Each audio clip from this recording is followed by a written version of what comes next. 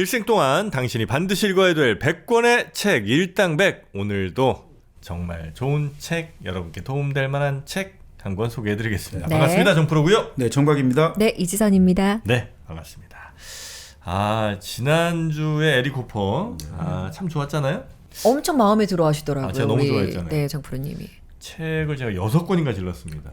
에릭 호퍼 것만. 진짜요? 네. 그래서 읽었어요? 대단하시네요. 뭐 읽은 것, 그러니까 한 3분의 2 정도 읽은 것도 있고 뭐 조금 읽기 시작하는 것도 있고 뭐. 에릭 호퍼로 저는 갑니다. 저도 에릭 호퍼의 그 이야기를 네. 듣고 네. 우리 남편한테 가가지고 이 책에 대해서 어떻게 생각하냐 여러 가지 토론을 했어요. 오. 그럴 정도로 좀 마음에 뭔가 많이 뭔가 이야기거리를 던져주더라고요. 네네네. 이 책이. 그런 책이 좋아, 그죠? 뭔가 네. 이렇게 이야기거리가 있고 네. 또 토론도 할 수 두고두고, 있고. 토론도 할 수 있고 이런 이슈가 있는 네. 그런 데 참 좋은데 술도 그런 게 좋은 것 같습니다. 네. 그냥 뭐 마시고 취하고 이건 말고 야 이건 무슨 맛일까? 야 이거는 참 발효가 혹은 뭐 이 책은 참 숙성이 잘 된 것 같다. 이 술은 향이 참 좋다. 향이 참 좋다. 이 네. 향은 무슨 향일까? 이런 것들 이제 얘기할 수 있는 그런 술. 네. 어떤 술이 있을까요? 바로 이 술이죠. 몬테스 알파 카버네 소비뇽. 참 술 모르는 느낌이 확 나네요. 다시 한번 하겠습니다. 몬테스 알파 카보네 소비뇽. 네. 옛날엔 몬테스 알파 까베르네 소비뇽 이렇게 이제 얘기를 했었는데 요즘 이제 영어식으로 하는 모양이네요. 네. 하여튼 몬테스 알파는 워낙 유명한 네. 그래서 천사 상징이죠. 네. 이 몬테스 알파는 우리나라에서 무려 단일 브랜드로 1,600만 병. 지금 아마 1,680만 병쯤 됐던 것 같은데요. 그렇습니다. 더 늘었겠죠? 네, 일주 사이에 또 많이 늘었습니다. 네. 많은 분들이 사랑하시는 몬테스 알파. 그래서 와인 고르기 사실 어렵잖아요. 와인이 너무 한두 종류가 너무 많아요. 모르겠다. 네. 그럴 때는 몬테스 알파 주세요.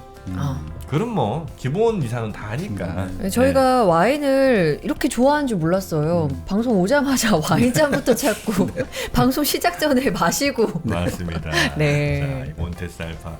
근데 진짜 맛이 굉장히 깔끔해. 맛있어요. 네, 깔끔하고 향이 이렇게 어떤 거는 딱 입안에서 막 제 입 천장을 막 찌르는 그런 향도 있고 위스키 같은 경우 그런 게 좀 네네. 있거든요. 근데 이 친구는 이 안에서 마치 그 불에라고 할까 안에서 이렇게 뭔가 확 어떤 공기 덩어리 하나가 커졌다가 네. 다시 싹 조금씩 이렇게 작아지는 느낌? 네. 그런 느낌으로 저는 느꼈습니다. 저는 이제 남녀가 사랑할 때 침대로 가기 바로 직전에 마시면 너무 좋을 것 같은 가볍고 그래요? 뭔가 상큼하고 아하. 그건 무겁지는 않아요. 네. 바로 키스로 이어져도 문제 없을 것 같아요. 그리고 입안에 서로 그 향이 남아있는 채로 아하. 굉장히 좋죠. 상상만 해도. 아유. 네. 이렇게 너무 좋은데요. 생각하면서 술 마시겠습니다. 네. 자, 몬테스 알파, 가보네 소비뇽. 몬테스 알파만 잘 기억하시면 되겠고요. 몬테스 알파에도 또 여러 종류들이 시중에 나와 있으니까 그 중에 본인에게 맞는 것들 한 3-4병 이렇게 사셔서 이렇게 저렇게 비교를 한번 해보시면 그리고 또 공기 중에 얼마나 노출해보고 이렇게 드시는 것도 한번 좋을 것 같다는 생각이 듭니다. 네. 몬테스 알파, 가보네 소비뇽. 자, 그럼 오늘은 어떤 책을 저희에게 소개를 해주십니까? 네. 뭐 지금까지 우리가 역사, 세계사 많이 다뤘습니다만 네. 아무래도 이제 어떤 특정 시기라든지 한 부분 구체적인 하나의 어떤 특징적인 부분이나 지역을 가지고 많이 봤는데 인물이나. 근데 오늘은 좀 이 세계사를 좀 구조적으로 이해하는 그런 책들. 네. 그래서 이제 세계사를 만들어 온 제가 이제 임의로 붙여봤는데 세계사를 만들어 온 삼총사, 네. 세계사를 만들어 온 오영재, 독수리 오영재처럼 이런 것들 관련된 책이 있더라고요. 삼총사와 오영재. 네, 존 허스트라고 존 허스트 예. 그 호주의 역사학자인데 세상에서 가장 짧은 세계사 네. 이 책을 썼거든요. 이 뭐냐면 결국 이제 유럽사죠. 서양사를 만들어 온 삼총사 3가지가 있다 이거죠. 첫 번째가 그리스와 로마의 문화, 두 번째는 기독교 교회, 네. 세 번째는 게르만 전사. 이게 바로 이 서양사. 서양사가 지금 현재 어떤 세계사의 태반을 결정하고 있으니까 바로 그게 결국 하나의 삼총사가 될 수 있고 또 일본의 이제 사이토 다카시죠. 우리 저번에 인류의 조건 그 책을 했습니다만 그 바로 사이토 다카시 교수가 세계사를 왜 항상 뭔가 정치라든지 좀 어퍼 클래스 윗사람들 위인들의 역사로만 봐야 되느냐. 매스 파워. 일반 대중들의 욕망, 감정을 가지고 이 세계가 사실 움직이는 측면들도 있는데 네. 그래서 세계사를 움직이는 5가지 힘 이런 책을 썼거든요. 네. 그게 결국 저는 이제 독수리 오형제처럼 네. 세계사를 움직이는 오형제로 보는데 네. 이제 사이토 다카시는 바로 그 인간의 감정이 만들어온 5가지 코드를 가지고 세계사를 한번 보자 이거죠. 네. 코드가 뭐냐면 첫 번째가 욕망, 디자이어. 네. 그리고 두 번째가 근대성, 모더니즘이라고 근대성. 나옵니다. 모더니즘, 네. 근대. 그리고 세 번째가 임페리얼리즘, 제국. 음. 임페리얼 해도 되죠. 그리고 네 번째는 이 20세기 역사가 만드는 몬스터라고 해요. 괴물들. 자본주의, 사회주의, 파시즘 해가지고 요걸 다루고 있고 마지막 5번째 이제 코드가 종교죠. 릴리전. 요 이제 주제를 가지고 이제 세계사가 어떻게 이제 왔는지 요 키워드 중심으로. 그래서 이 책들을 가지고 이제 우리가 세계사를 이해한다면 이 세계사를 하나의 사람에 외운다든지 연도를 외우고 이런 게 아니라 좀 구조적으로 이 세계를 형성하는 변하지 않는 뼈대라고 해야 될까? 네. 이 프레임들을 좀 이해할 수 있고 또 세계사를 위인이라든지 이성의 관점이 아니라 사람의 감정이 만들어낸 그 관점으로 또 볼 수 있다면 그게 또 우리가 이 시대를 이해하고 네. 또 우리 자신을 이해하는 데 또 다른 도움이 되지 않을까. 그래서 이제 오늘 네. 세상에서 가장 짧은 세계사, 세계사를 움직이는 5가지 힘. 근데 이제 이걸 사실 좀 이야기하다 보면 네. 제일 먼저 이제 존 허스트의 그 세상에서 가장 짧은 세계사 네. 그거 가지고 먼저 시작하려고 하는데 네. 뭐 충분히 어떻게 다 다룰지는 모르겠습니다만 네. 일단 뭐 하는 데까지 해보고 저는 이제 해보죠, 책, 뭐. 네. 책 제목을 듣고 좀 궁금했던 게 세상에서 가장 짧은 세계사라고 하고 아까 세 개 말씀해 주셨잖아요. 그리스, 기독교, 게르만. 근데 뭐 정프로님이나 우리 정박님이나 네. 두 분 다 너무 많이 다뤘던 내용이라 좀 지루하지 않을까? 아. 너무 같은 내용을 반복하면 새로울 게 있을까라고 아니죠. 너무 궁금한 거예요. 아니죠. 요거는 그러니까 예를 들어 그리스 로마에 무슨 일이 있었는지 또 그 사람들이 추구했던 뭔지 뭐 이런 거보다는 세계사를 보는 어떤 틀, 세계사를 이해하는 그런 우리의 인식 체계 이런 거에 대한 이야기가 아닌가. 네, 그러니까 큰 이제 지금 말씀드린 이제 하나의 삼총사라고 한다면 네. 이런 어떤 세 가지 요소들, 이 요소들이 어떻게 이제 결합을 했다가 분리가 되어가지고 이제 이런 오늘날의 이 세계가 만들어졌는지를 그 사실 한 쭉 따라 흘러가다 보면 이게 좀 뭔가 이 몸에 스며드는 느낌이 들어요. 그래서 그게 중요한 거거든요. 네, 누구 네. 인물의 이름을 알고 우리가 연대를 안다기보다 네. 오히려 이제 이런 흐름들 속에서 그러면 이 지금까지 세계가 이런 식으로 흘러왔다고 생각한다면 네. 우리가 가장 중요한 게 세계가 지금 어떻게 흘러왔고 앞으로 어떻게 나아갈 것인가 이게 모든 뭐 분야에 종사하는 사람들이 결국 가져야 될 기본 덕목이지 않습니까? 네. 우리가 결국 이 세상이 지금 위기라고 한다면 이게 어디에서 잉태되었고 어떤 형태로 지금 전개되어 왔고 그래서 앞으로 어떻게 될 것인가 그걸 알아야지 우리가 이제 대응을 할 수가 있으니까 그런 면에서 이제 하나의 어떤 이 흐름을 하나의 어떤 프레임으로 본다는 것들 네. 변하는 것을 변하지 않는 것의 관점에서 한번 또 바라본다는 것은 상당히 좀 네네. 가치가 있겠다 생각이 듭니다. 예를 들어 생물학을 공부하려고 하는데 네. 팔이 막 연구하고 팔이 다리 6개인데 눈은 또 혼눈이고 뭐 또 메뚜기 보고 뭐 이제 이렇게 하면서 하나하나 생물학을 다 볼 수도 있으나 네. 시간이 너무 오래 걸릴 거 아닙니까? 네. 그런데 일단 생명이란 무엇인가? 그래서 무생물과 구별되는 생명의 특징, 생물의 특징 이런 것들을 크게 일단 보는 거죠. 네. 그래서 뭐 DNA 무슨 구조로 되어 있다든지 아니면 뭐 단백질 뭘로 뭐 이어져 있다. 그래서 뭐 유성생식을 하거나 무성생식을 해서 자신의 뭐 자손을 이렇게 만들어낸다 등등등 이런 이제 기본적인 골격들 있잖아요. 네. 그런 것들을 오늘 한번 좀 보는 거 아니겠습니까? 네. 아니 뭐 그러면서 이제 그게 결국 네. 바탕하고 있는 게 네. 항상 이제 전문가 이 좋은 것 이제 전문가가 좋다라는 것은 많은 데이터를 가지고 있고 그 데이터의 양과 질에 있어 가지고 결국 우리에게 같은 주제를 갖고 이야기하더라도 좀 다른 이그젬플들을 제시해 가지고 또 우리의 인식을 사실은 이게 그 구체적이고 디테일한 것들이 바탕되지 않으면 이게 사상 누각이거든요. 네. 항상 튼튼하게 그 아기자기한 그리고 아주 치밀한 그런 팩트들이 이제 바탕이 돼야지 이제 튼튼하게 기둥이 설 수가 있단 말이죠. 네. 그러니까 뭐 그런 점에서 또 이분들이 새로운 재미있는 이야기들을 많이 제시하고 그래요? 있습니다. 네. 네. 자, 그러면 한번 믿고 네. 우리 정박님 믿고 한번 가보는 아, 거죠. 그럼요. 언제는 뭐 안 믿고 간 적 없잖아요. 그쵸. 네. 네. 자, 그러면 세상에서 가장 짧은 세계사. 네. 네. 요 얘기부터 한번 존 허스트의 책 네. 가볼까요? 네. 그러니까 이제 이 존 허스트는 호주의 학자지만 네. 기본적으로 그게 뭐 결국은 바로 유럽 문화권이죠. 그 유럽 문명의 특징이 뭐냐 이거죠. 유럽 문명은 전 세계 다른 어떤 문명하고도 다르게 유럽 이외의 다른 지역에 자기의 존재를 받아들이게 한 유일한 문명이라는 거죠. 아. 그렇죠? 전 세계 문명을 유럽 이외 전 세계 모든 지역에도 다 유럽의 문명을 받아들이게 한 유일한 문명이라는 거죠. 그렇습니다. 그죠? 네. 근데 지금은 또 우리 케이팝이 그렇게 하고 있으니까. 지금 K-팝이 구멍나게 생겼어요. 뉴시스. 네. 네.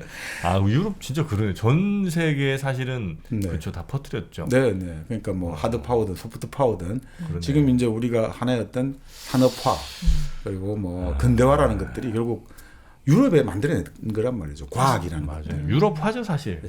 맞습니다. 네. 유럽의 삶의 방식. 그러니까 지금 어쩌면 우리는 뭐 생김새는 그들과 다르지만 네. 조금 멀리서 아마 유럽 사람들인가 우리를 바라보면 그렇게 차이 안 나는 걸로 네. 보일 텐데 아마 네, 네, 웬만한 네. 것들은 그죠. 우리 결혼식만 해도 다 웨딩드레스 입잖아요. 네, 네, 네. 그렇죠. 뭐 한복 입는 사람들도 몇 있지만 그런 식으로 모든 문화 속에 유럽 문화가 스며들어 있잖아요. 그러니까 지금 현재 생활 양식, 표준적이고 이상적인 생활 양식이라는 것들이 대부분 유럽화, 유럽의 네. 기운을 두고 있고 미국이라는 건 결국은 신대륙에 뿌리 내린 유럽이니까 네. 그런 면에서 보면 결국 유럽적인 것이 네. 지금의 세계적인 것의 기원이고 표준이다. 우리 뭐 미터 이런 거 단위부터 다 맞아요. 유럽에서 온 아유, 거잖아요. 맞습니다. 네. 세면대, 변기, 침대 뭐 이런 것도. 이 술도 아, 와인이야. 와인도 그러네. 아, 그러네. 네. 자, 그래서 이 유럽 문명을 형성하는 그 세 가지 요소가 가장 근본적인 뭐냐? 그리스 로마의 문화, 기독교 교회 게르만 전사인데, 자 먼저 고대 그리스와 로마의 문화죠. 우리가 흔히 이 고대 그리스와 로마의 문화를 우리가 아주 중세가 끝나고 르네상스가 열리면서 그 사람들이 최고의 것이다 해서 클래식이라는 이름을 붙였거든요. 그 클래식이라는 게 기본적으로 이제 클라시쿠스 로마 때 1등급이라는 소리예요. 1등급. 경제적으로 1, 퍼스트, 첫 번째다 이런 뜻이거든요. 클라시쿠스. 네네. 그러니까 말 그대로 이 클래식이라는 이름을 붙였다는 것 자체가 고대 그리스 로마가 최고야 이런 뜻이거든요. 그러니까 그만큼 이제 숭상을 했던 거죠. 네. 사실 지금 보면 지금의 철학, 예술, 문학, 수학, 과학, 의학, 정치 사상 다 고대 그리스에서 발원하고 있지 않습니까? 그죠? 철학, 소크라테스, 그리고 뭐 자연 철학, 플라톤, 아리스토텔레스, 예술, 그 조각이라든지 그리고 여러 가지 그 조각상이라든지 뭐 문학에서 있어가지고 그리스 비극이라든지 그런 것들이죠. 또 수학, 유클리드 원론, 기하학 이런 게 나오죠. 피타고라스 정리 나오죠. 뭐 과학은 우리 또 말할 나위가 없죠. 그 자연 철학부터 시작해서 결국 세상의 본질은 아르케는 만물의 본질은 물이다, 불이다. 그리고 원자, 지금의 원자는 좀 다릅니다만 어쨌든 네. 그런 것들. 그리고 의학, 히포크라테스. 요즘 의사 선생님들 많이 가지만 네. 히포크라테스도 여기서 나왔죠. 정치 사상, 고대 폴리스의 직접 민주주의. 그러니까 사실은 이 고대 그리스에서 우리가 흔히 말하는 로고스, 이성적인 것하고 미토스, 좀 신화적이고 이런 감성적인 것들 이게 다 나왔단 말이죠. 과학과 신화가 발원한 게 바로 그리스다 이거죠. 그리고 이 로마 사람들은 그 그리스 사람들이 최고라는 걸 받아들이고 그리고 자기들이 잘하는 것을 좀 더 특화시킨 거죠. 좀 실용적이고. 뭘 잘합니까? 싸움을 더 잘했죠. 네. 그래서 그리스도 뭐 지중해 이곳저곳에 폴리스를 만들었습니다만 로마 사람들은 제국을 건설했죠.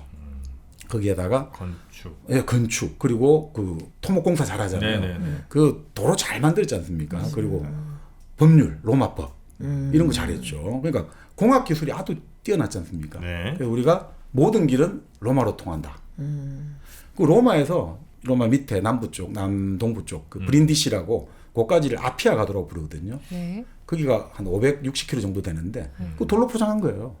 그래서 쫙 직진하는 거죠. 그 군대가 이동하기 얼마나 좋겠습니까? 네네. 그러니까 그 길들, 그거를 지금도 그 흔적은 남아 있잖아요. 네. 그러니까 그 길을 보고 있으면 야 이게 그 로마의 힘, 그 옛날에 이 토목공사를 이뤄냈다는 거. 그러니까 물론 그 길에 예를 들어 가지고 누구죠? 그 베드로가 로마에서 탄압을 하니까 거기를 도피를 하려다가 예수님이 나타나서 다시 로마로 들어가는 거 보고 다시 로마로 들어가서 순교를 하기도 하고 그 길에 그 유명한 검투사 스파르타쿠스의 반란이 일어나가지고 그 사람들 그 길가에 전부 다 십자가에 6천 명을 다 매달아 버렸죠. 그런 그 길들 그걸 로마가 만들어냈단 말이죠. 그러니까 그런 실용성들은 로마가 뛰어났죠. 자, 그래서 그 로마 엘리트는 또 그리스의 그 우월성을 인정하면서 그래서 로마 엘리트는 당시 라틴어 자기들 말하고 그리스를 다 동시에 말할 수 있었답니다.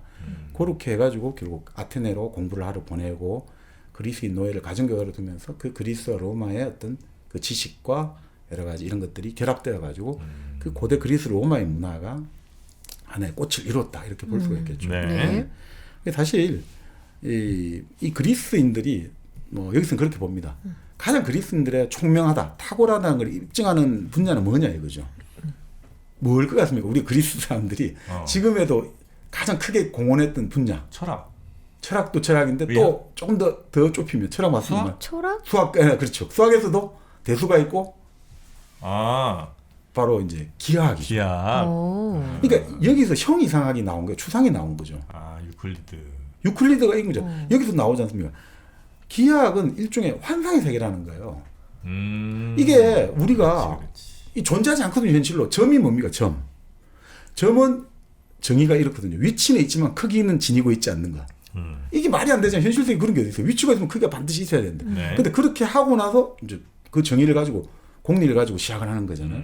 그럼 선은 뭐야? 선. 길이만 있고 길이가 있고 폭이 없는 거예요. 그것도 말이 안 되잖아요. 그렇죠? 그 직선은 뭐냐? 두 점 사이를 있는 가장 짧은 선. 이런 어떤 정의, 공리부터 시작해가지고 원이 만들어지고 그걸 바탕으로 해가지고 이건 사실 순수한 이론의 세계고 현실에는 없어요. 그런 게. 아무리 그래도 그게 안 되는데 그걸 가지고 이 사람들이 추상의 세계를 만들어내고 그리고 그것은 변하지 않는다고 봤죠. 이거는 절대 변하지 않잖아요. 수학 1+1은 2라는 것은 100년 전이나 1000년 전이나 저 우주의 저 편이나 이 편이나 똑같아 보는 거예요. 그래서 그것을 플라톤은 영원히 변하지 않는 이데아로 봤단 말이죠. 그러니까 이런 것들, 정말 이런 논리적이고 단순하고 이런 것들 세계가 우리에게 아름다움을 주고 이 우리 머릿속에 들어있는 이 관념의 세계가 전혀 변하지 않는다. 이게 바로 자연을 넘어서는 거거든요. 우리가 자연의 만물들, 우리가 바라보는 우리 헤라클레이토스 그리스 바로 철학자 일말이잖아요. 모든 것은 판타레, 만물은 유전한다, 흘러간다. 그런데 만물은 흘러가는데 자연은. 그래서 사람들은 변하지 않는 걸 찾아냈잖아요. 어디서? 관념에. 수학에서, 기하학에서 찾아냈다 이거죠. 자, 그러니까 자연이라는 것은 끊임없는 차이고 변하잖아요.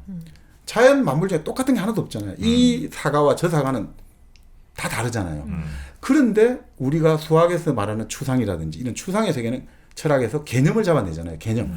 그렇지만 다른 것을 속에서 공통되는 속성을 찾아서 우리는 이것과 이것이 다르지만 이것을 사과라고 부른다. 이게 결국은 자연에서 문명으로 나아가는 완전 도약이 되거든요. 다르지만 다른 것에서 같음을 보는 지혜. 이게 바로 인간이거든요. 문명이고. 이게 그리스 사람들의 아주 뛰어난 업적인 거죠. 모든 것이 변하는데 변하는 것 속에서 변하지 않는 질서가 있다고 생각하고 그것을 우리가 수학의 세계, 기하학의 세계에서 찾아내어가지고 이 세상 만물이 아무리 복잡하고 다양해도 우리는 하나의 법칙으로, 하나의 질서로 설명할 수 있다. 이게 결국은 이 모든 차이를 불구하고 우리가 같이 만들어냈다는 거죠. 얘기를 들어보니까 이걸 들으면 우리는 이걸 수학적으로 받아들이고 과학적으로 받아들이잖아요. 근데 그 당시 사람들은 이게 신의 섭리에 신의 어떤 걸 알게 된 것 같은 그런 희열을 느꼈을 것 같아요. 그러니까 이게 그런 것 같습니다. 이 사람들이 정말 살기가 힘들고 지금 요즘 또 경기도 안 좋고 이렇습니다만 그럴 때 뭐 그런 이야기 하잖아요. 또 나라가 어수선하고 이럴 때 그냥 공부를 하고 책을 읽는다는 게 무슨 의미가 있냐라고 말을 하지만 아무것도 할 수 없고 아무것도 뭐 할 수 있는 자원도 없고 뭐 모든 게 없다 하더라도 우리가 어떤 걸 생각을 하고 책을 읽어가면서 생각을 하고 이러면서 우리의 머릿속에서 뭔가 새로운 것이 열리고 새로운 지식이 들어와서 뇌를 자극시키고 이게 막 그때 머리가 돌아가는 느낌 있잖아요. 이 몸으로 느껴진 그 희열과 쾌락이라는 거, 이 지적 희열과 쾌락이라는 거는 어마어마한 거죠. 그게 사실은 이 새로운 뭔가 열린다는 느낌이 들 때 내가 뭔가 안다라는 느낌이 들 때 이 기쁨이라는 거는 말 그대로 유레카가 되는 거죠. 그러니까 바로 그런 느낌을 이 사람들은 보여줬던 거죠. 이 행복함이라는 것들은. 그런 거 아닌가 싶습니다. 자, 그렇게 이제 그리스는 그 기하학을 통해서 형이상학적 세상 그리고 그런 관념적인 것들 이런 것들 이제 만들어낸 인류사에 어마어마한 기여를 한 사람들. 그렇죠. 네. 그게 바로 우리가 이제 그 17세기 과학혁명으로 이어지고 20세기 아인슈타인 혁명으로 이어진 거죠. 그래서 그 사람들이 항상 했던 게 뭡니까? 아무리 자연은 복잡해도 본질적으로 간단하게 표현될 수 있다. 수식으로 표현해버렸잖아요. 네네. 우리가 E는 MC 제곱이라는 말 쓰고 뉴턴의 마일리의 법칙도 결국은 우리 수식으로 나오지 않습니까? 그죠? 그러니까 거리의 제곱에 반비례하고 뭐 나오지 않습니까? 이게 얼마나 이 복잡한 자연을 딱 수식으로 보여주지 않습니까? 이 세상의 모든 만물의 본질은 서로 밀고 땡기고 하는 여러 가지 우리 만류의 법칙이 있고 관성의 법칙이 있고 가속도의 법칙이 있고 작용 반작용의 법칙이 있다. 얼마나 심플하고 간단합니까? 네. 그러니까 이게 바로 그리스 사람들의 아이디어가 결국은 꽃을 피웠다 이렇게 볼 수 있는 거죠. 그렇군요. 그래서 이게 아주 큰 어떤 업적이다. 네. 두 번째가 이제 기독교라는 거죠. 네, 기독교. 그 우리가 그 에릭 호퍼 지난 시간에도 말씀을 드렸습니다만 결국 이제 에릭 호퍼가 맹신자들이라는 책에서도 그 맹신자들 원제가 트루 빌리버지 않습니까? 네. 철저하게 믿는 사람이거든요. 결국 그 철저하게 믿는다는 것에 뭐 여러 가지가 있겠습니다만 원조는 결국은 유대인이 발명했다고 보는 거죠. 유일신이라는 개념들. 결국은 이 유대인에 있어가지고 여러 신들이 많잖아요. 예를 들어 그리스 신은 제우스도 있고 아프로디테도 있고 마르스도 있고 다 신이란 말이죠. 그런데 유대인은 주가 되는 주신이 아니라 그냥 유일신이란 말이죠. 그러니까 이 개념들. 그게 결국은 우리가 맹신을 낳기도 하고 심리적인 질병을 낳기도 했지만 바로 또 그렇기 때문에 그게 이 사람들을 혁신시키는 마인드를 만들어냈지 않습니까? 네. 유일신이 있어가지고 우리가 이 세상을 변화시킬 수 있다. 우리는 왜? 우리는 선택받은 민족이니까. 그게 우리가 지난 시간에 맹신자들 봤습니다만 우리가 이 지금의 찌질하고 멍청한 내 자신을 잊어버리고 우리가 새로운 미래를 향해서 나아갈 수 있다. 이 힘이 어마어마하다고 했지 않습니까? 네. 그게 역사를 만들어왔기 때문에 우리가 결국은 선택받았다. 신에게 선택받았다. 선민이다 이거죠. 그러면 계약을 해야 되잖아요. 선택을 했는데 그냥 준 게 아니다 이거죠. 계약을 한다 이거죠. 어떻게 계약을 하느냐? 율법을 지켜야 되는 거죠. 그 율법을 안 지키면 어떻게 되느냐? 재앙이 닥친다는 거죠.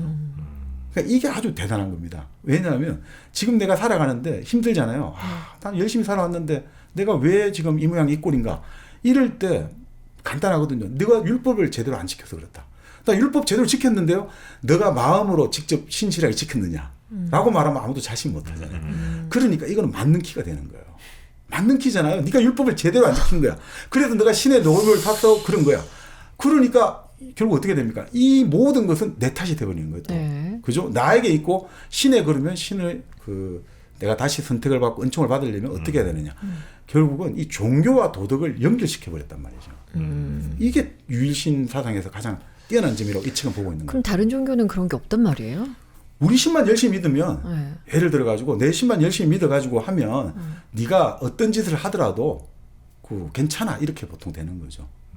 아니 그러니까 유일신의 사상에서는 다른 종교를 인정하지 않으니까 뭐라고 해야 될까? 이단? 그렇죠, 그렇죠. 바로 이단이 진짜 이렇게 딱 설정이 되는 거죠. 여기서는 유일신에서는 그게 아주 그게 됩니다.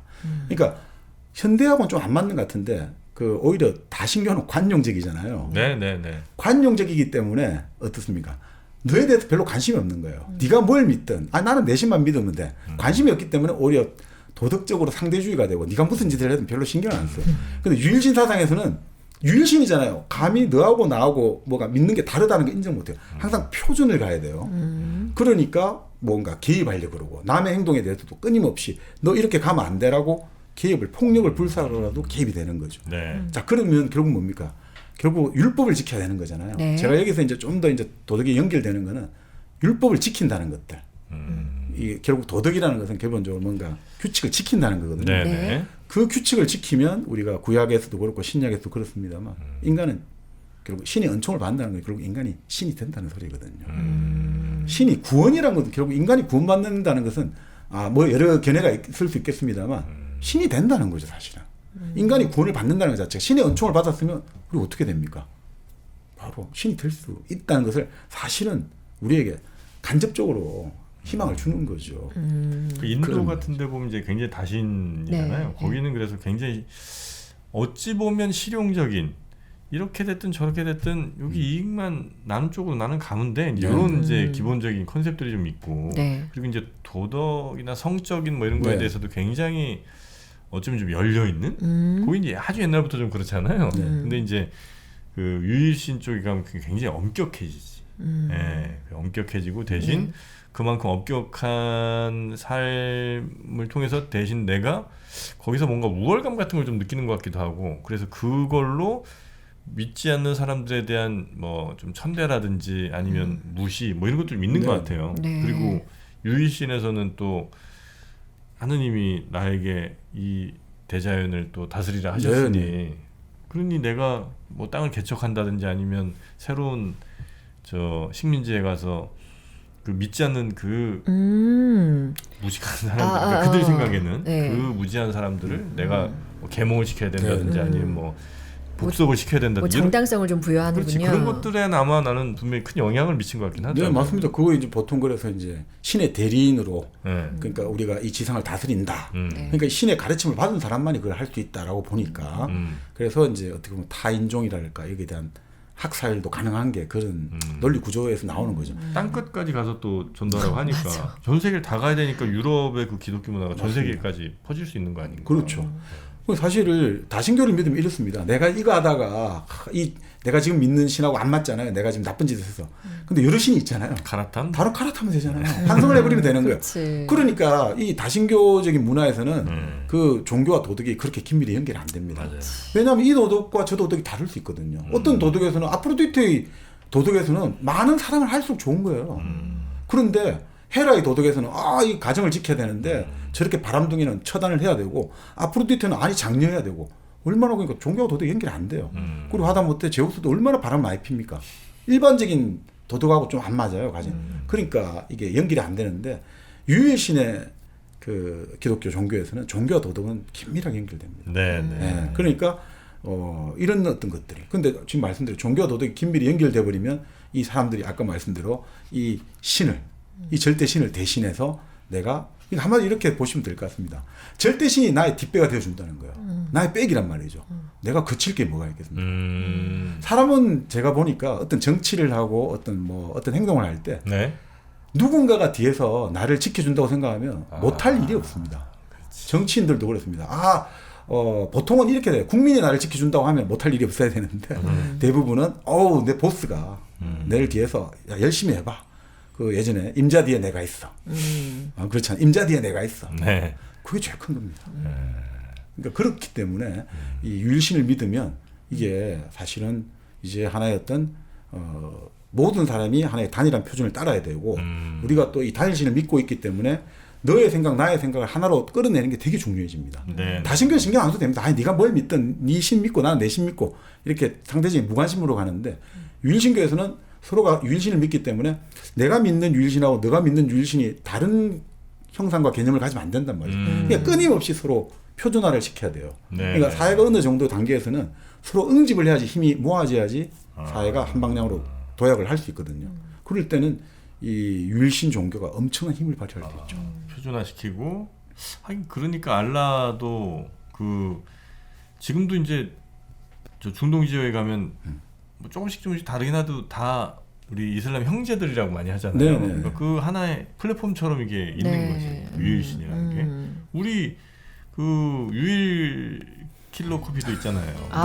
유일 1kg 커피. 1kg 커피. 네. 그건 이제 사실 커피의 어떤 표준이죠. 정답? 뭐 이런 네. 이제 게 있는 거 아니겠습니까? 네. 네. 그래서 1kg 커피가 우리에겐 정말 유일신과 같은 그런 유일한 커피가 네. 아니겠는가. 지금 1kg 커피에 우리 이상호 대표가 오늘도 지금 굉장히 그 제품 연구에 또 볼몰하고 있더라고요. 네. 어떻게 하면 더 우리 네. 시청자분들께, 우리 소비자분들께 좋은 커피를 제공할 수 있을까 고민 많이 하는데 네. 제가 볼 때 그 고민은 이제 그만해도 되는 것 같다. 왜죠? 이미 다 온 것 같다. 이 끝까지 왔다. 끝까지 지금 왔다. 끝까지. 네, 더 갈 때가 더갈 데가 아닌가. 없다. 네, 그래서 일단 있는 커피부터 잘 하셔라. 제가 주기적으로 주문해서 먹고 네. 있거든요. 음. 향이 너무 좋고 그렇죠. 그리고 한 번 맛들리면 다른 커피를 찾을 이유가 없어요. 그래서 거기는 여기입니다, 여기. 맛들렸다고 안 하고 신들렸다고 하더라고요. 아 좋은데요 오늘 멘트. 1kg 커피는 그냥 네. 신들린 커피다. 네. 여러분도 신내림 한번 좀 받아보시죠. 네. 네. 얼마 안 합니다. 신내림 받는 거. 돈 10,000원이면 가능하니까 한번 일단 한번 내려보시고 네. 네, 그래서 한번 작도 한번 타시고 원도 한번 타시고 네. 춤 한번 시원하게 추시고 1kg 커피와 함께 신명나게 올겨울도 보내시기 바라겠습니다. 네. 따뜻한 커피 1kg 커피와 함께 하고요. 자, 그렇게 유일신 사상 그리고 그 전에가 이제 그리스 로마. 그렇죠. 그다음에, 그러니까 네. 기독교가 온 거죠. 그러니까 그리스 로마의 신들은 사실 우리가 보면 알지만 그 불륜도 저지르고 온갖 뭐 음모도 꾸미고 하지 않습니까? 네. 그러니까 인간이 뭐 신에게 특별히 뭐 이 신하고 인간하고 거의 비슷한 행동 양태 패턴을 보여주지 않습니까? 자, 그리고 신들이 벌을 내리는 게 뭐 계율을 어기고 도덕을 어긴 게 아니라 그냥 제대로 재물을 안 바쳐서 그런 거예요. 그죠? 그러니까 사실 도덕하고 연결이 안 된다라고 볼 수 있는 거죠. 자, 그리고 이렇게 선민의 어떤 종교였던 유대인들의 생각들이 결국 예수 사후에 우리가 아는 사도 바울이 그리스도는 결국 이제 모든 것으로부터 우리를 해방시키고 모든 사람을 위한 종교라고 이제 결국 이제 선포를 하게 된 거지 않습니까? 네. 그러니까 결국 이제 기원 후 313년이죠. 결국 기독교가 공인되었고 그리고 국교가 되었지 않습니까? 네. 그러니까 그만큼 이제 전 세계적인 종교, 특히나 이제 서구의 유럽을 아무리 유럽이 갈라지고 뭐 여러 가지 분열되어도 그 유럽 사람들의 정신적인 공감대를 이루는 가장 기층에 기독교가 깔리게 된 거죠. 그래서 이제 기독교가 아주 중요한 역할을 한다. 네. 이게 두 번째고요. 네. 그 세 번째가 이제 게르만족의 등장입니다. 게르만. 네. 왜냐하면 게르만은 본래 이제 로마 이제 북쪽 그 변경 쪽에 살았지 않습니까? 네. 로마가 우리가 쭉 보다 보면 저 브리튼 쪽, 지금 영국 쪽으로 가다가 그 나름 이제 일종의 만리장성처럼 거기도 이제 일종 경계 벽을 쌓지 않습니까? 네. 그 스코틀랜드까지는 안 올라가요. 지금 잉글랜드 정도까지만 그 로마의 판도였거든요. 네. 그 위는 또 좀 달라요. 켈트족들이고 그 다음에 지금의 어떤 저 중부 유럽에도 다 올라간 건 아니죠. 네. 어떤 지금 우리가 대충 아는 좀 독일 밑쪽 정도 생각하시면 되겠죠. 네. 그렇게까지 있었는데 게르만 쪽이 결국은 그 변경에서 결국 우리 지난 시간 자본주의 종말에서도 다뤘습니다만 이제 그 고트족들 이제 우리도 로마인들처럼 살고 싶다 이렇게 해서 서기 한 400년쯤 되면 밀물듯이 들어오기 시작합니다. 그래서 410년 경우는 이 고트족들이 로마를 완전 약탈을 해버려요. 네. 완전히 뭐 로마 시내를 완전히 다 그 모든 것을 다 빼앗고 산업을 방화를 하고 이런 식으로 그렇게 계속 밀려오는 거죠. 그래서 결국 476년에 로마 서쪽 서로마라고 하죠. 붕괴가 되었고 일종의 지금의 프랑스, 에스파냐, 이탈리아 지역에 지금 우리가 생각하는 유럽 문명 혼합체가 이제 서서히 나타나기 시작하는 거예요. 네. 그래서 그게 이제 서기 800년에 우리가 아는 샤를마뉴, 카롤루스 대제라 하고 네. 그 샤를마뉴 대제가 프랑크 왕국을 해가지고 로마 교황의 이제 그 관을 받게 되는 거죠. 그래서 이제 그 샤를마누 황제 이후에 그 아들들이 갈라져가지고 결국 그 자손들이 우리가 말하는 뭐 그 동프랑크하고 이런 거 프랑크 왕국들이 나누지 않습니까? 네. 그게 지금의 프랑스고 뭐 이탈리아고 이런 식으로 바뀌게 되는 거죠.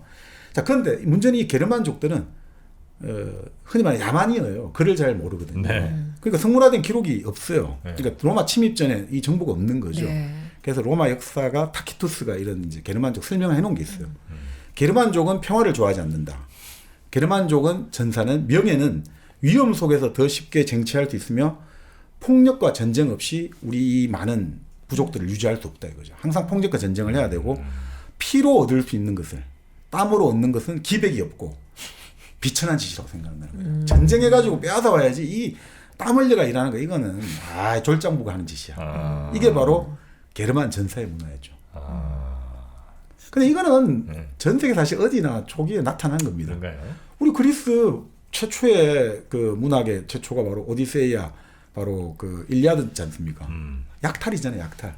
한마디로 이 그리스의 해적대 같은 인간들이 잘 살고 있는 트로이 가가지고 그냥 그 약탈해갖고 다 뺏어오는 이야기잖아요. 여자와 그 뭡니까 보물을 뺏어가지고 약탈해서 고향 돌아간 이야기거든요.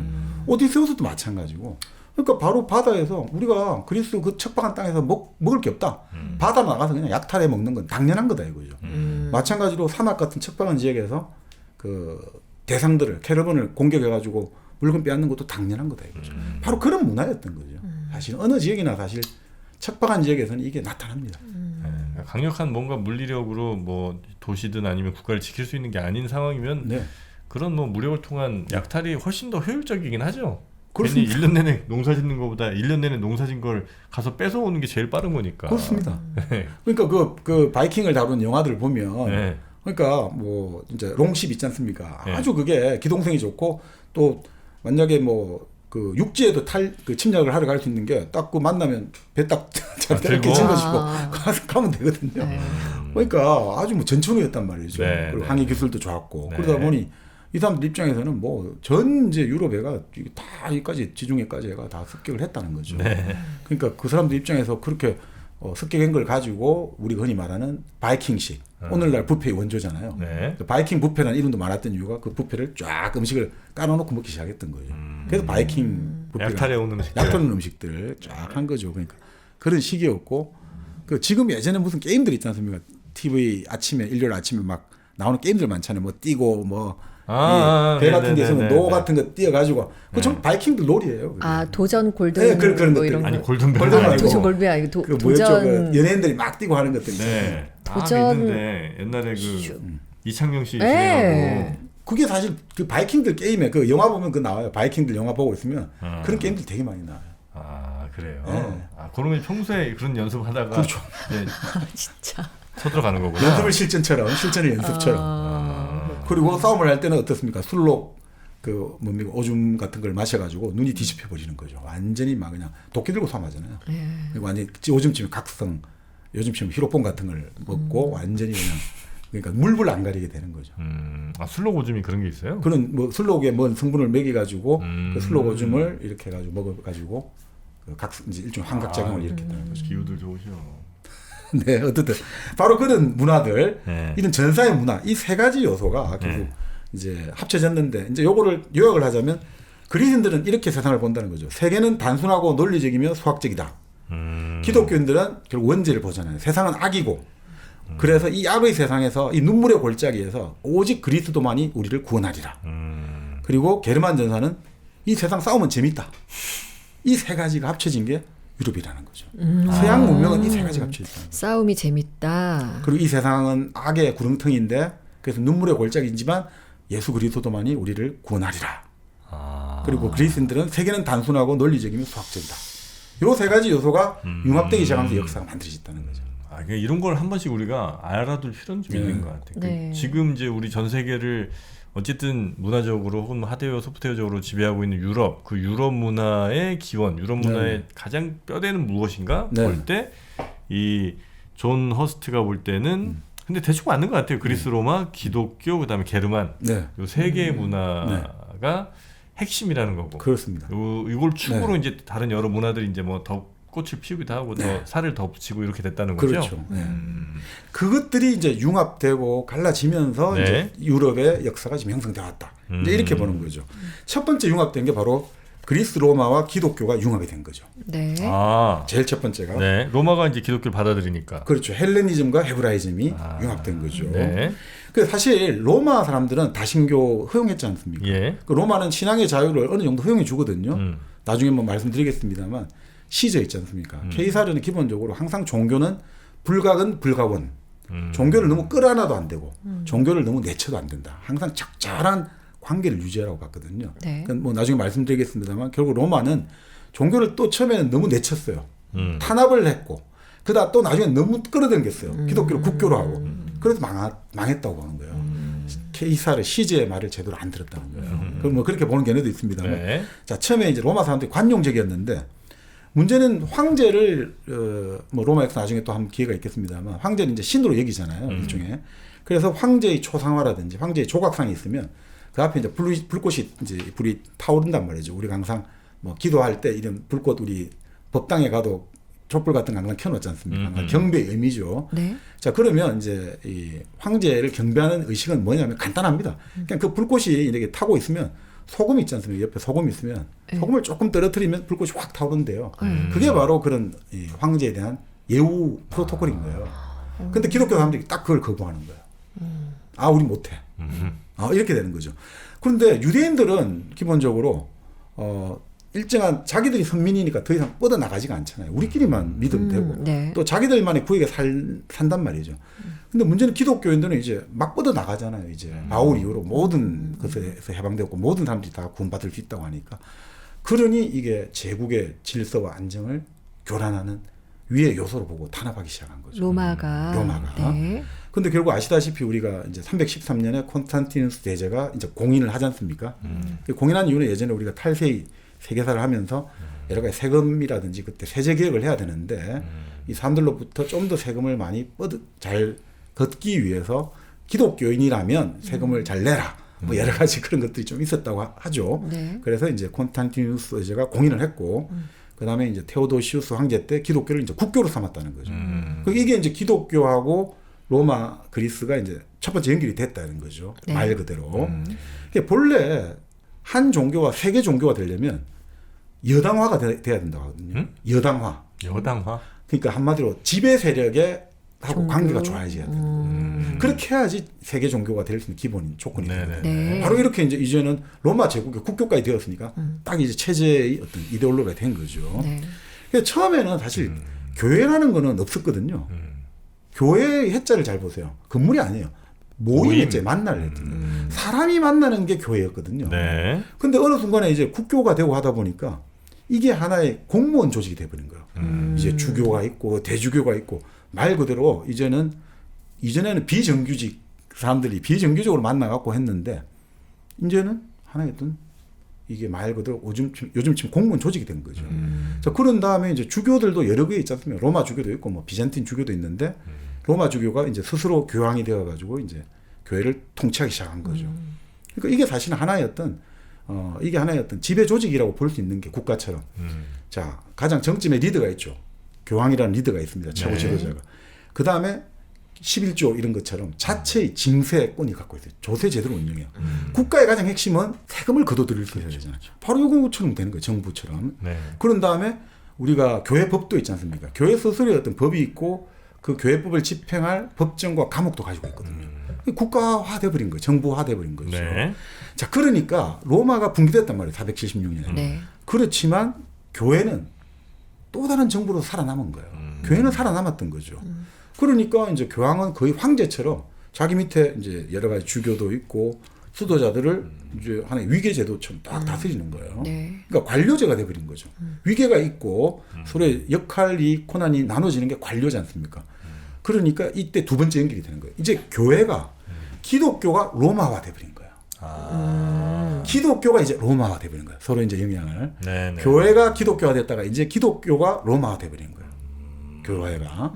자, 그렇게 해서 이제 교회가 로마화 되니까 이제 세속적인 정부처럼 중요한 것은 이제 우리가 정부가 힘만 가지고 되는 게 아니라 이제 이데올로기로 우리 정부가 정당성이 있다. 정통성이 있다. 이걸 만들어야 되잖아요. 그래서 교회가 이제 어떻게 하느냐. 그리스 로마의 문화를 보존하기 시작합니다. 그리스 로마의 문화를. 교회가. 왜냐하면 아니 사람들이 의아하잖아요. 아니 이교도들 아니냐. 그리스 로마의 그 지식인들, 철학자들은 네. 예수의 사상을 접하지 못했으니까. 그런데 문제는 이제 교회가 하나의 어떤 정부화 돼버렸잖아요. 그러니까 네. 이제 이거를 사람들에게 뭔가 계속해서 이 신앙을 좀 보급하고 전파하고 가르치려면 체계적으로 뭔가 정리도 필요하고 체계화시켜야 되잖아요. 학문적인 뒷받침이 필요한 거예요. 그러니 어떻게 해야 되냐. 그리스 로마의 전통에 따라서 교육받은 사람들이 이 작업을 잘해준다는 거예요. 이데올로기로 작용하는 거죠. 바로 우리 그러잖아요. 예전에 그 신국론을 쓴 아우구스티누스는 어떻습니까? 플라톤의 철학을 가지고 그 신학을 만들어냈고, 그 다음에 우리가 아는 토마스 아퀴나스, 신학대전에서는 토마스 아퀴나스는 바로 아리스토텔레스의 철학을 받아들여 만들어냈던 거예요. 네. 이런 식으로 결국 기독교 신앙을 잘 옹호하고 잘 방어하기 위해서 그리스의 학문을 이용하기 시작하는 거예요. 이게 바로 교회가 그리스 로마 학문하고 또 연결되는 거예요. 지식하고. 근데 우리가 이제 보통 일반적으로 알기에는 저 기독교 중세 시대는 그리스 로마의 그 찬란했던 문화들을 다 이렇게 좀 억눌렀고 네. 그러다가 이제 중세가 대충 끝날 때쯤에 이제 그걸 잘 갖고 있던 데들이 이슬람. 오히려 이슬람이라 이슬람과 십자군 전쟁하면서 오히려 네. 그 그리스 로마 것들이 그때 이제 들어오면서 다시 이제 예. 인본주의 꼽히고 이렇게 됐다고 생각을 배우고 있잖아요. 네네. 근데 보통 두 가지 이제 경로로 들어가는 거죠. 바로 지금 말씀대로 이슬람이 이제 그걸 보존하고 있어가지고 그 이슬람이 남아있던 데가 바로 이베리아 반도지 않습니까? 그쪽에 이제 가가지고 그 고대 그리스 로마 그 이슬람 아랍으로 또 번정해 놓은 걸 다시 또 이제 라틴으로 옮겼다. 네. 그 루트가 하나 있고 또 동로마 이쪽에서 이제 결국 계속해서 학자들이 왔고 또 특히 이제 453년 그 동로마 멸망 이후로 더 대거 와가지고 그 동로마에서 본래 갖고 있던 그 지식들이 또 이게 이렇게 번역되었다. 네. 이런 것도 있는데 그거 두 가지가 큰 경로고요. 그런데 교회는 기본적으로 수도원에서 중세 수도원에서는 끊임없이 뺏겨 썼습니다. 그리스 로마 네. 때 이거 끊임없이 그래서 우리가 대표 장미 이름 보면 나오죠. 예, 그렇죠. 끊임없이 양피시다가 책을 그림을 입히고 글을 계속 뺏겨 쓰기 시작한 양피시. 그게 결국은 바로 그겁니다. 그게 이제 아마 그 교회에서 독점하고 사람들에게 안 나눠줘서 그렇지. 그렇습니다. 교회 내에서는 조직을 위해서 네네. 그리고 조직 운영 등을 위해서는 당시에 그리스 로마 특히 이제 로마 시대 때 어떤 정부 조직이라든지 이런 것들을 잘 차용을 해서 교회 조직에 사용을 네. 했었다. 네. 그러니까 그 신앙들을 계속 보존하기 시작하는 거죠. 네네. 이게 필요하니까. 그래서 이게 결국은 세 번째 연결인데 교회가 그리스 로마의 문화를 보존하기 시작한 거예요. 네. 그러니까 이게 연결되는 거죠. 자, 그 와중에 이제 게르만족하고 이제 기독교가 만나기 시작합니다. 네. 자, 본래 게르만족은 자기들이 문자가 없지 않습니까? 네. 문자가 없으면 통치를 못 합니다. 통치를 못 하고 약탈만 할 수밖에 없습니다. 자, 그래서 애초에 게르만족은 우리가 힘은 세지만 그냥 로마 황제의 통치를 인정해 주는 거예요. 그냥 우리는 그냥 먹을 거, 입을 거 이런 뭐 정기적으로 우리 상납받는 것만 하면 된다 이거거든요. 네. 그래서 그 황제를 인정해 줘요. 그런데 문제는 이제 계속해서 게르만족이 많이 몰려오지 않습니까? 네. 그래서 이제 그러니까 게르만족이 와서 그 땅을 가지고 쓰니까 더 이상 황제가 다스릴 게 아무것도 안 남아 있는 거예요. 그러니 더 이상 이제 황제가 유명무실해졌고 그래서 이제 게르만족들이 이제 결국 그 자기들끼리 여러 가지 이제 왕국들을 만든 거죠. 근데 게르만족의 왕국이 아까 말씀드렸습니다만 문명들이잖아요, 통치자들이. 네. 중세 군주들은 문명이 많아요, 귀족들은. 근데 문명은 오래 통치를 못 합니다. 네. 진짜 글을 잘 몰라요. 네. 그러니까 그냥 뭐 음유시인들 와가지고 이제 들려주고 그 듣고 보고 이런 문화적인 걸 갖고 있지. 그렇게 뭐 자기들이 글을 알아야지 되는데 그게 없었어요.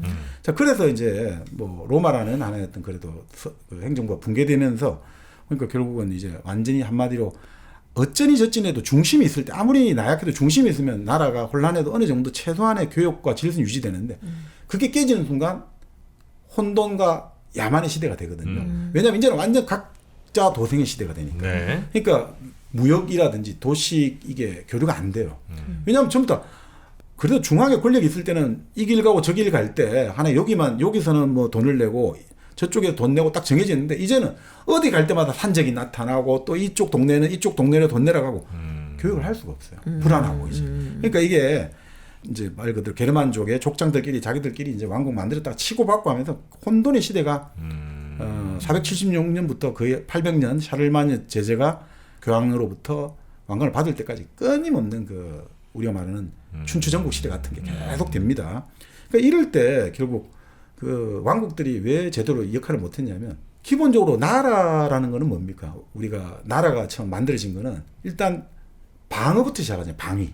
자, 우리가 농사를 짓고 하나 뭐 하고 이러려면 일단 지켜야 되잖아요. 항상 약탈에 대해서. 그래서 담도 두르고 해야 되지 않습니까? 네. 자, 방어 기능을 해야 되거든요. 방위. 근데 방위를 하려면 돈이 필요하잖아요. 세금을 걷어야 되거죠. 징세가 필요해요. 그래요. 징세를 해야지만 국가가 운영이 되잖아요. 그리고 이 징세를 하면 누가 가만히 앉아서 세금 걷어가는 걸 좋아하는 사람 없잖아요. 당연히 반항하는 사람 생기잖아요.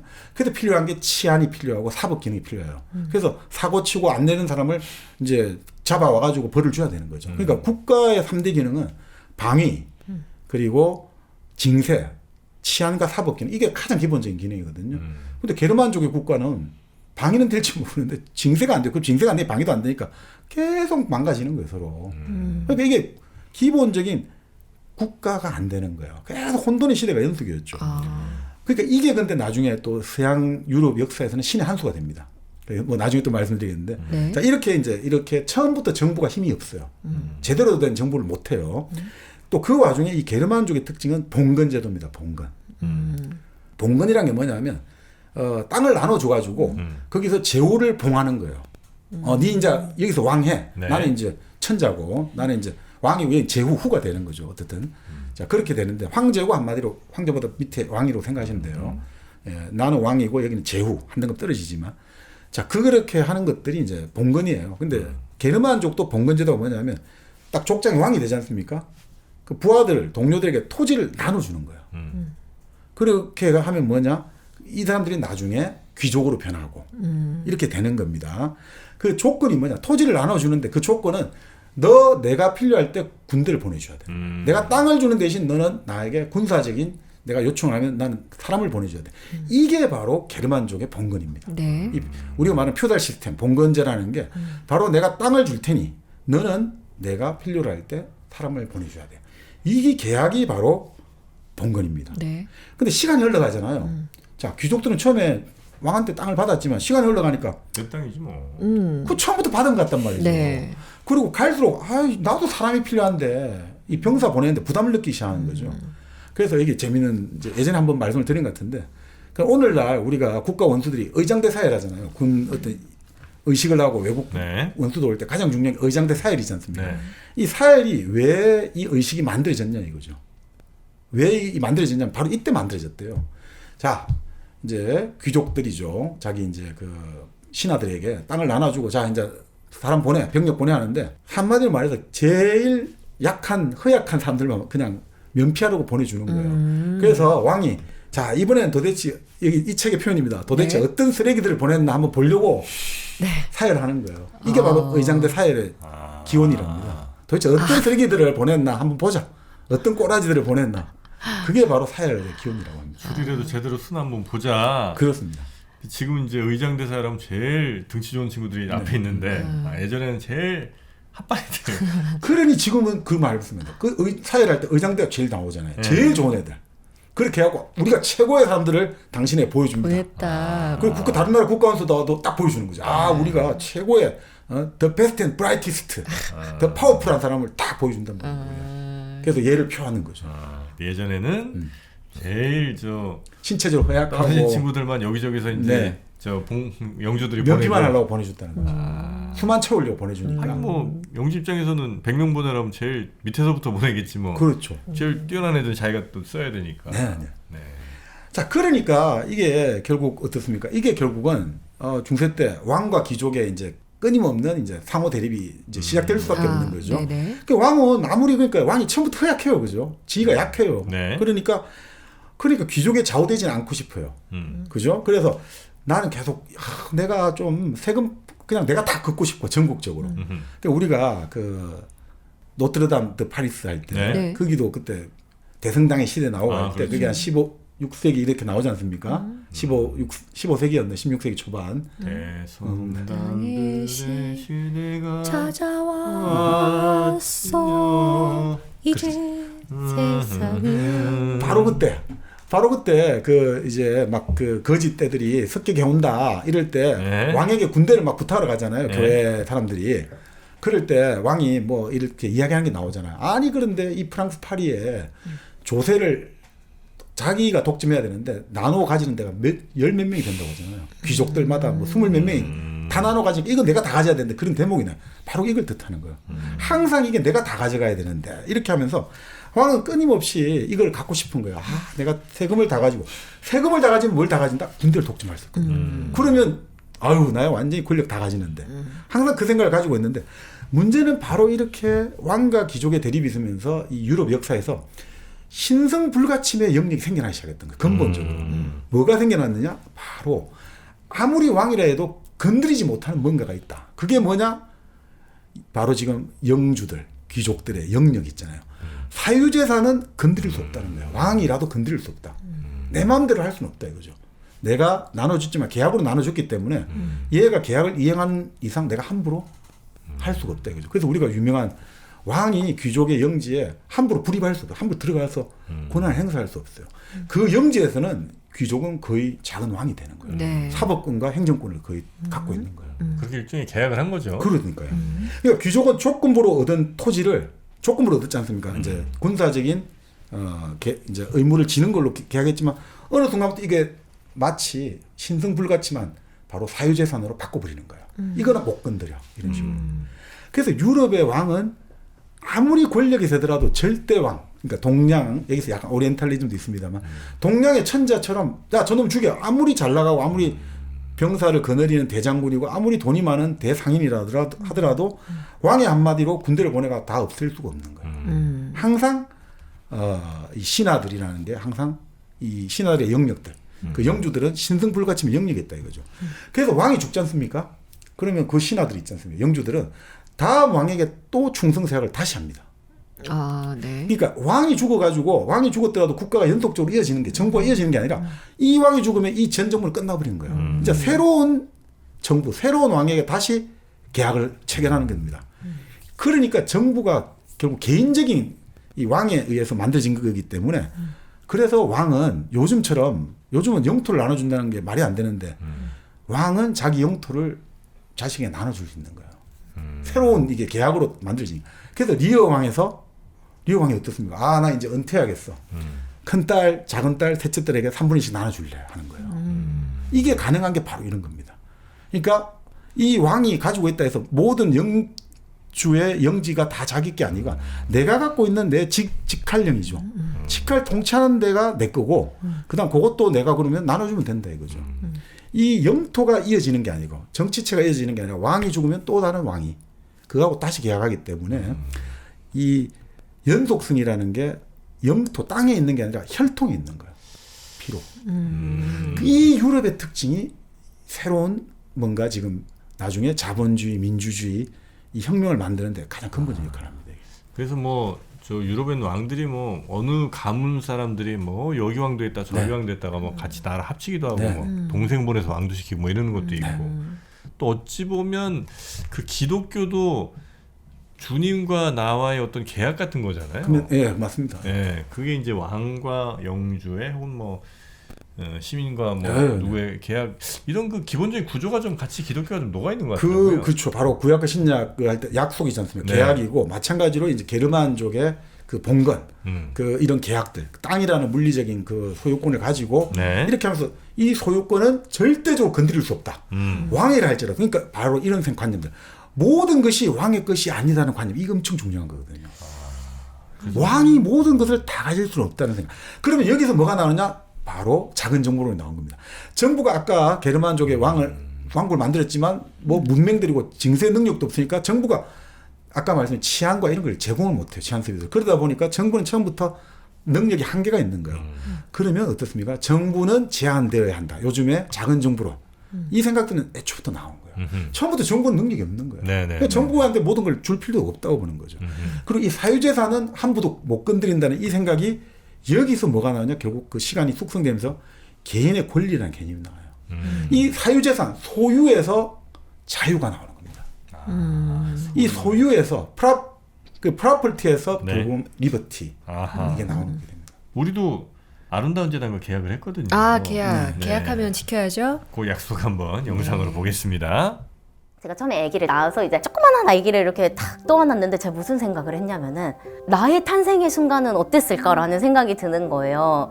나를 이제 떠나보내기로 한 엄마는 나를 봤을 때 어떤 기분으로 봤을까라는 게 딱 생각이 드는 거예요. 아름다운 재단 18 어른 캠페인. 네, 아름다운 재단 18 어른 캠페인. 이제 이 사회의 하나의 또 구성원으로서 또 다른 구성원을 만들어낸 또 훌륭한 엄마로서 허진희 씨는 정말 훌륭한 어른이 아마 되신 것 같습니다. 이미 네, 그런 많은 분들이 또 이렇게 허진희 씨처럼 새로운 희망을 또 가져야 되잖아요. 그러기 위해서는 여러분의 따뜻한 손길이 좀 필요합니다. 네, 연말에 또 따뜻한 마음 전하기 좋은 재단인 것 같아요. 그렇습니다. 그래서 꼭 뭐 큰 부담 가지실 필요 없이 작은 마음이라도 조금씩 나눠주시는 거 그게 좀 중요한 것 같네요. 자, 아름다운 재단에 많은 도움의 손길 함께 좀 부탁드리겠고요. 자, 그래서 지금 유럽은 그런 기독교, 그 다음에 게르만, 또 그 전에 그리스, 로마 이것들이 이제 다 버무려져서 그렇습니다. 이제 하나의 큰 뻗어가는 그림들이 이제 나오게 되는 거군요. 그렇죠. 그 이후에. 그래서 여기서 조금만 설명을 더 드리면 바로 그렇게 이제 게르만들이 이렇게 그 유럽에 편입되면서 이 게르만 문명이라는 그 특성과 그런 이제 봉건 제도의 어떤 특성들이 맞물리면서 정부에 대해서 애초부터 제한되는 능력들, 모든 것이 왕의 것이 아니다. 이런 생각들이 그 이후 유럽의 경제 발전에 엄청나게 중요한 역할을 수행하게 됩니다. 동서양이 크게 차이가 나게 되는 그 원인이기도 하고요. 여기서 나온다고 보는 거죠. 예. 왜 유럽 경제가 그 산업혁명을 낳았고 그 이후에 유례없는 발전을 하게 되느냐? 결국은 이 책에서는 바로 이렇기 때문에 정부가 기본적으로 한계가 있고 제한을 해야 된다고 생각하기 때문에 상인들의 자유로운 활동이 보장되었다는 거죠. 상인들이 정부가 모든 것에 촉수를 뻗쳐갖고 제한하는 게 아니라 상인들이 자유롭게 활동할 수 있다는 거죠. 네네. 이게 결국은 경제 발전을 가져가게 됐다는 거죠. 그리고 민주주의는 자본주의는 이런 식으로 하나 나타났다면 민주주의는 어떻게 태어났느냐? 그 그리스 로마를 차치하고 네. 왕들이 일단 힘이 약하잖아요. 네. 왕들이 힘이 약하니까 어떤 중요한 결정을 할 때 자기는 자기 마음대로 하고 싶지만 그 나라의 강력한 가문들 어쩔 수 없이 조언을 들어야 되는 거예요. 그 사람들 불러와야 되는 거예요. 자, 내가 이번에 뭘 좀 하려고 하는데 당신들 의견을 좀 들어보겠네. 왜냐면 뭘 하려면 돈이 필요한데 이 사람들이 동의 안 해주면 내가 돈을 땡겨올 데가 없지 않습니까? 네. 그러니 그 사람들을 불러와야 되는 거예요. 일종의 과두제 비슷하게 이렇게 하는 건가요? 그게 바로 의회로 가는 겁니다. 그게 이제 의회처럼. 우리 지금 국민 대표를 뽑습니다. 그때는 이제 각 지역에 그 갖고 있는 대표들이 영주들 아닙니까? 불러오는 거예요. 그러니까 자기가 이 군대를 독점하고 있다고 생각해 보세요. 내가 물리력을 폭력을 다 독점하고 있어요. 그 다음에 내가 정기적으로 이 세금을 거둬들이는 이제 징세권을 내가 독점하고 있어요. 그 다음에 그거를 할 수 있는 관료제, 공무원들이 딱 있으면 그럴 필요가 없죠. 내가 가면 내 마음대로 결정을 할 수가 있는데 없잖아요. 관료도 없지, 군대도 다 독점 안 되지. 그러니 이 사람들 불러와야 되는 거예요. 그래서 조언을 듣고 자, 이렇게 합시다. 동의를 구해야 되고. 사실 생각해 보세요. 요 하나의 어떤 땅의 주인들이 교회가 주인일 수도 있잖아요. 네. 그리고 귀족들이 주인일 수도 있고 또 나중에 이제 왕들이 힘이 약하고 하니까 상인들이 돈이 많아지면서 우리가 요 지역에 자치권을 주세요. 그러면 우리가 이 정기적으로 돈을 갖다 바치겠습니다. 해서 만들어진 게 중세 도시들이거든요. 우리 지난번에 그 하메를른의 피리 부는 사나이 할 때 나오는 그 12세기 도시의 발전. 도시가 그렇게 해서 이제 이게 교육이 되고 하니까 자, 우리가 이 도시에 관할하는 쪽에 돈을 주고 우리 자치권을 받아가지고 우리가 메이어 시장을 만드는 거예요. 이렇게 하니까 자, 각 지역의 중요한 멤버들이 있죠. 성직자, 교회를 대표하는 성직자, 그리고 각각의 영주, 귀족들, 그리고 이때 평민이 부르주아입니다. 네. 시장들 생각하시면 돼요. 이 이제 도시의 상인들. 이 사람들을 정기적으로 만나게 되고 그러면서 공식적으로 하는 게 된 게 의회입니다. 그게 바로 민주주의 의회가 만들어진 게 이겁니다. 그래서 봉건 사회는 세 집단. 여기서 보통 우리가 리얼 에스테이트, 이스테이트 해가지고 부동산을 리얼 이스테이트 하지 않습니까? 이스테이트는 이게 바로 집단이라는 뜻이 있습니다. 계급하고 다릅니다. 계급 클래스하고 다르고 집단이에요, 집단. 그냥 하나의 집단. 그래서 기도하는 집단, 성직자. 싸움하는 집단, 전사, 귀족, 영주. 일하는 집단, 평민. 이것들이 모아지는 게 의회의 기원입니다. 그래서 프랑스도 삼부회라고 했지 않습니까? 그게 삼부회가 성직자, 귀족, 평민, 부르주아들이에요.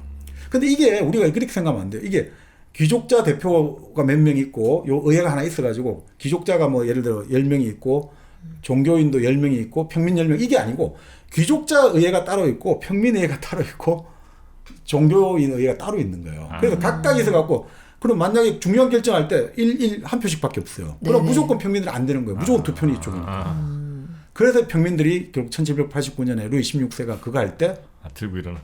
안 돼. 이거 못 해 하면서 결국 뒤집어 버린 거예요. 네. 그러니까 이런 것들인 거예요. 이게 결국 이스테이시고 이게 결국은 지금의 근대 의회 정치가 돼 버린 거죠.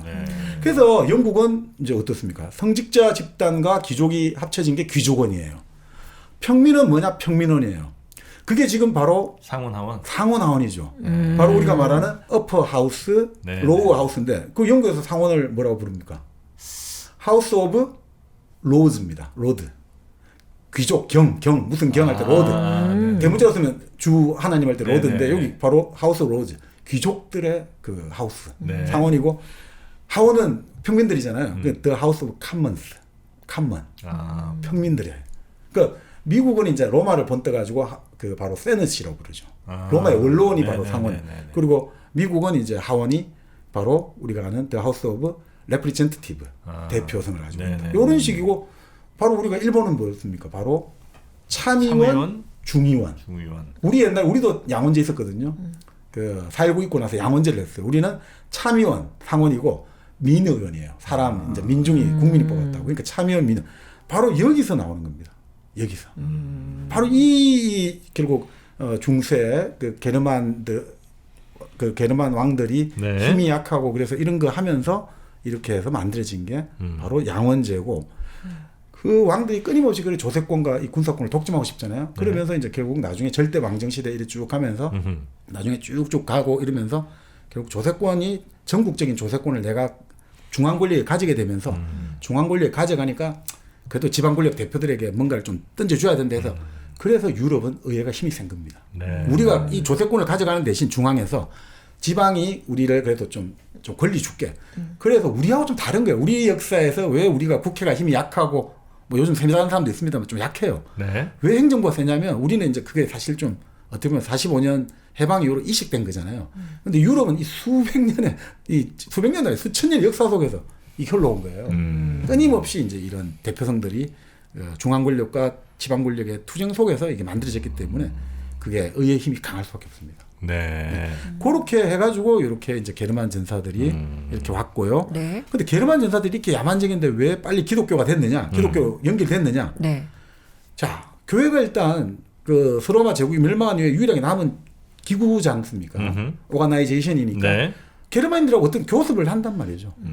그 결국 나중에 뭐 예를 들어 훈족이 막 로마로 징기교회 때 그 교황이 나서가지고 수습을 하고 이런 것 그것도 나옵니다만 교회는 어떻든 하나의 어떤 행정 조직이 있으니까 외교 사절을 보내고 수습할 수가 있어요. 그래서 게르만인들하고 공식적인 창구를 만들 수 있었고 그 다음에 이제 이 성직자들이 아주 이제 그 포교를 잘한 거죠. 설득을. 신을 믿는다면 우리의 신을 하느님을 믿고 예수 그리스도를 믿으면 당신들은 더 많은 적을 죽이게 될 거다. 너희는 항상 이제 백전백승 알게 될 거다. 이런 식으로 전사들이 납득을 시켜요. 게르만 전사들한테. 네, 예전 그 저번에 한번 어디 TV 보니까 그 아이슬란드 있지 않습니까? 거기 보니까 그 아이슬란드 고유 신앙이 있을 거지 않습니까? 네. 그런데 이제 기독교 신앙이 전파가 돼요. 네. 그럴 때 이제 지도자가 고민을 하거든요. 이거 어떻게 해야 될 건가? 그 결단을 내려요. 에이, 그냥 기독교를 믿는 걸로 딱 하면서 이제 확 바뀌는 게 나와요. 근데 결국 그때 그 기독교의 힘들 끊임없이 결국 퍼져 나가고 하니까 이 신을 믿으면 우리에게 백전백승을 안겨다 준다. 그러면 결국 그것이 받아들여지게 된 거죠. 그리고 교회가 끊임없이 그것이 이걸 받아들여가지고 이 기독교를 전파하는 것들이 당신들의 의무다 이런 걸 아주 효과적으로 이제 그 납득을 시켜줬나 보죠. 그래서 게르만 전사들이 이제 기독교를 결국 뒷받침해주게 된 거예요. 이게 결국은 그 세 요소 중에 마지막 연결이 일어나게 된 거죠. 이러면서 이제 유럽의 중세가 본격적으로 시작되는 거죠. 이 세 가지들이 결국 다 이제 딱 서로 링크가 된 거죠. 교회와 그리스 로마와 게르만 전사가 딱 이게 혼합이 된 게 바로 중세 시대가 본격적으로 이제 열리게 되는 거예요. 네. 자, 그래서- 지금까지 네. 자, 지금까지 우리가 유럽의 중세 정도까지 봤잖아요. 네. 유럽이 어떻게 이제 시작이 되고 어떻게 유럽이라는 그 덩어리가 형성이 됐는지 그 문화라든지 아니면 정치체도 혹은 뭐 봉건제 이런 것들이 됐는지가 이제 감이 좀 왔죠. 네, 감이 좀 오고 예. 있고요. 그 다음에 2부에서는 저희가 무슨 얘기를 할까요? 네, 그러니까 바로 이런 것들이 지금 현대에 이르기까지 어떻게 전개되어 왔는가를 한번 살펴보고, 네. 그리고 결국 그래서 왜 유럽은 이 결국 이 근대를 만들어내었고 지금의 세상을 주도하게 되었는지 그것들을 한번 종합적으로 살펴보고 그리고 그것들이 조금 이제 시간이 나면 이제 네. 우리가 말한 이 세계사를 만들어 온 5가지 힘 그것들을 또 한번 보면서 네. 이렇게 한번 이게 이부를 계속 이어지겠죠? 네네 그렇죠. 이어지죠. 그렇죠. 네. 자, 그럼 저희는 일당백 2부에서 세상에서 가장 짧은 세계사, 이 유럽의 좀 근현대 네, 네. 이야기를 조금 더 네. 전해드리도록 하겠습니다. 저희는 2부로 돌아오겠습니다.